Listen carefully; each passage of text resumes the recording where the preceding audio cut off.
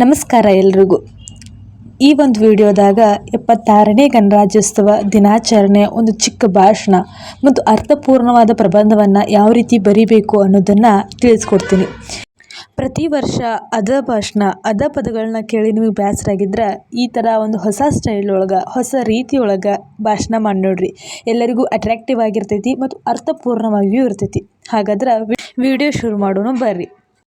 ಮಾನ್ಯ ಅಧ್ಯಕ್ಷರೇ, ಗೌರವಾನ್ವಿತ ಮುಖ್ಯ ಅತಿಥಿಗಳೇ, ಆದರಣೀಯ ಶಿಕ್ಷಕರೇ ಹಾಗೂ ನನ್ನ ಪ್ರೀತಿಯ ಸಹೋದರ ಸಹೋದರಿಯರೇ, ನಿಮಗೆಲ್ಲರಿಗೂ ಗಣರಾಜ್ಯೋತ್ಸವದ ಹೃದಯಪೂರ್ವಕ ಶುಭಾಶಯಗಳು. ಇಂದು ನಾವು ಕೇವಲ ಒಂದು ದಿನವನ್ನು ಆಚರಿಸುತ್ತಿಲ್ಲ, ಒಂದು ಆದರ್ಶವನ್ನು ಆಚರಿಸುತ್ತಿದ್ದೇವೆ. ಆ ಆದರ್ಶವೇ ನ್ಯಾಯ, ಸ್ವಾತಂತ್ರ್ಯ, ಸಮಾನತೆ ಮತ್ತು ಸಹೋದರತ್ವ. ಪ್ರಿಯ ಸ್ನೇಹಿತರೆ, 1950 ಜನವರಿ 26ರಂದು ಭಾರತವು ತನ್ನ ಜನರ ಮೇಲಿನ ನಂಬಿಕೆಯನ್ನು ಸಂವಿಧಾನದ ರೂಪದಲ್ಲಿ ದಾಖಲಿಸಿತು.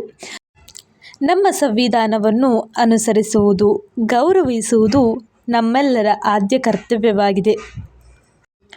ನಮ್ಮ ಸಂವಿಧಾನವು ನ್ಯಾಯವನ್ನು ಬಲಿಷ್ಠರಿಗಷ್ಟೇ ಅಲ್ಲ, ಬಲಹೀನರಿಗೂ ನೀಡುತ್ತದೆ.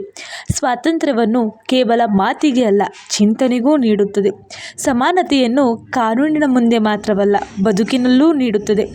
ಧರ್ಮ, ಜಾತಿ, ಭಾಷೆ ಮೀರಿದ ಮಾನವೀಯತೆಯನ್ನು ಬೆಂಬಲಿಸುವ ಸಹೋದರತ್ವ ಭಾವನೆಯನ್ನು ಪ್ರೋತ್ಸಾಹಿಸುತ್ತದೆ.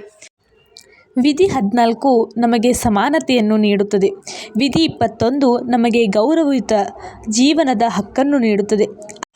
ಆದರೆ ಇವುಗಳೆಲ್ಲ ಕಾಗದದ ಅಕ್ಷರಗಳಾಗದೆ ಜೀವಂತವಾಗಿರಬೇಕಾದರೆ ನಾವು ಬದಲಾಗಬೇಕು. ಭಗವದ್ಗೀತೆಯು ಜೀವನದ ಸಂವಿಧಾನವೇ ಆಗಿದೆ. ಶ್ರೀಕೃಷ್ಣನು ಹೇಳುತ್ತಾನೆ, ಹಕ್ಕು ಕೇಳುವ ಮೊದಲು ಕರ್ತವ್ಯ ನಿರ್ವಹಿಸು. ಇದು ನಮ್ಮ ಸಂವಿಧಾನದ ಮೂಲ ತತ್ವವೂ ಹೌದು.